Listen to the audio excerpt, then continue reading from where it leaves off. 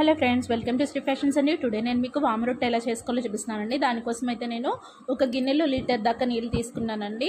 అలాగే ఒక ముప్పావు కప్పు వరిపిండి అండి, అలాగే ఒక పావు కప్పు వరి నూక, ఈ రెండు తీసుకున్నానండి.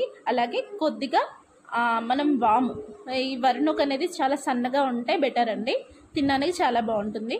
అలాగే వాము, రుచికి తగినంత సాల్ట్, అలాగే రొట్టె వేసుకోవడానికి చిన్న నాన్ స్టిక్ పెనము, అలాగే ఆయిల్, ఇవైతే కావాల్సినవండి.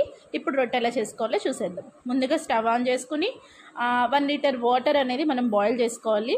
ఆ రొట్టెకి సరిపడా ఉప్పు అనేది తీసుకుని మనం బాయిల్ చేసుకోవాలండి.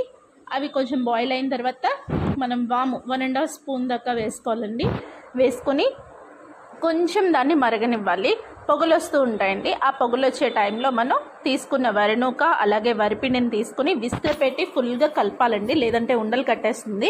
అది బాగా కలుపుతూ ఉంటే దగ్గరికి పడిపోతుందండి. ఆ దగ్గర పడ్డప్పుడు కన్సిస్టెన్సీ చూసారు కదండి, ఈ విధంగా ఉంటే రొట్టె అనేది చాలా బాగుంటుంది. ఇప్పుడు స్టవ్ ఆఫ్ చేసేసి మనం పెనం తీసుకుని దాంట్లో కొద్దిగా ఆయిల్ వేసుకుని ఈ పిండిని ఏదైతే ఉందో వాటిని మనం వేసేసుకుని రెండు వైపులా ఫుల్గా కాల్చుకోవాలండి.